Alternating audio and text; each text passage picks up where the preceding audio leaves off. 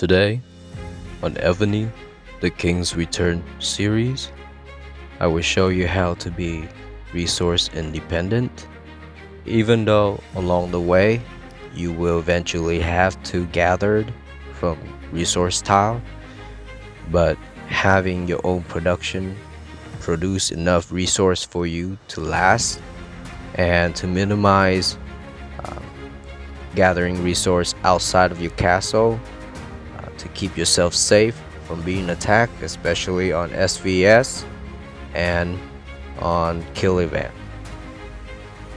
So the three things we need to talk about is research, generals, and city buffs.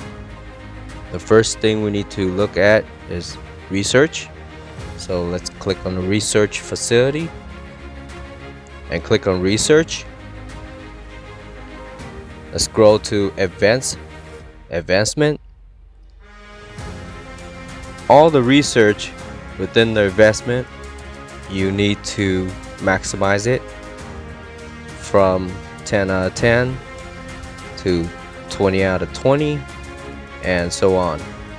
As you can see, there's certain research that I did not do based on what I have in my building and what I need. Those research is temporary for me, it's not worth it.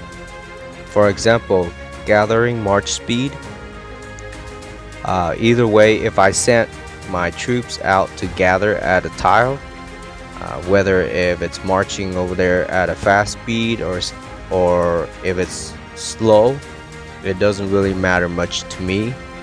Eventually my troops will get to those tiles, so I don't want to spend the gold and the time to upgrade the gathering march speed. Though the two important things within advancement research is the construction and the research. You need to max out the construction because that will benefit your resource building later on. It will cut down the time in half if you are to upgrade your resource production within your castle. And for the research itself, increase the speed of researching technologies. So when you upgrade this to its max level, and every research that you'll be researching, it will cut down the time for that research also. As you can see, masonry, I didn't put any research in it except for 7 point, due to the fact that all my resource production is based on food, lumber, and iron. So that leaves me with one spot, which is stone, so I can gather the stone while my production is working on producing the requirement of resource that I need. So make sure in the advancement research that you have everything equivalent to what you are building inside your keep. Don't research something, for example lumber mill, if you have only lumber, one lumber mill, or if you have one ore facility. Research something that benefits you by a bundle. If in your castle, if you have 5 food facility, 5 lumber facility, 5 ore facility, 5 masonry facility, then of course you need to max out all 4 because you have all 4 of them within your castle. The next thing we talk about is city buffs. To double up what you are already producing, city buffs play an important role. So click on keep, click on city buffs. As you can see, I already put a buff for food production, lumber production, stone production, ore production, and these production will boost up your resources that you're producing within your castle to 100%. So basically you're getting double of what you have. Another thing is general. So we already talked about wall general being defense.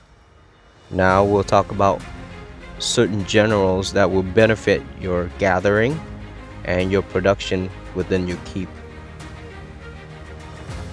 Let's go to the tavern, click on recruit, and click on portraits.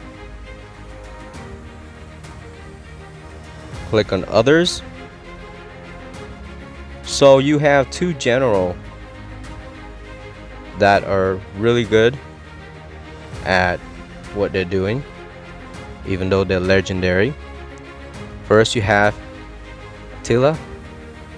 Attila is basically low troop at 75%. For example, if you send troops to gather and you put Attila as a leading general, Attila will bring back more loads of resource from the gathering spot, okay, at a 75%. Another one is Princess Lucy. Princess Lucy will increase your gathering speed for 15%. So she will make sure that you gather faster, while Attila make sure that you gather more.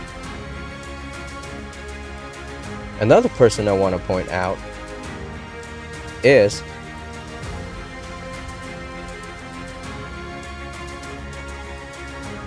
Amir Timur. He is a counterpart of Attila, but he's more efficient. Basically, if you want, like I said, if you send your troop out to a research spot to gather, you want to make sure they bring back more resource. So Amir Timur, he'll bring back not only 75% of what Attila does, but he'll bring back 100% of the load. So that's double up the resource that he'll be bringing back to your castle. Another person which I use the most is, I hope I'll pronounce this one right, Queen Chinduk. So basically her special skill is after resource gathering, bring back extra 40% resource from world map resource spots and extra 20% resource from alliance resource spots when general is leading the army. So let's say you send her to a tile to collect resource, she will bring back like 40% extra from that resource. So let's say you bring a mill, and on top of that she'll bring back 400,000 and also a million too. So it's double the resource. Another thing I want to point out that I skipped, when you hit an enemy and you want to plunder an enemy and take their resource more than what you originally do, you use Attila or you use Amir Timur. So let's say if you have an alt that you want to take resource from, you use Attila and you have basically in the alt you have 50 million resource. You use Attila, he'll take 11 million resource. And if you don't use Attila, you use a normal general, he'll take like 5 million. But if you use Amir Timur, he'll take 20 million from the other castle that you're hitting. Okay. Now for wall general, you might want to get this general, Shajar Outdoor. What she does is that if you put her as a wall defense general, she will increase the resource production speed in your main city by 100 and the food protected from troop upkeep by 200. So you having problems with your troop when you have so many troops within your castle, you're having problem, keeping track of those food because your troops is eating it all. Well, with this general, she'll boost 200% to protect your food from troop upkeep, and also producing speed for your resource at 100%. And so when you're not out attacking enemy, having a defensive general on your wall, when you're at home or at base, you might want to switch it out and put this general onto your wall to increase your production speed.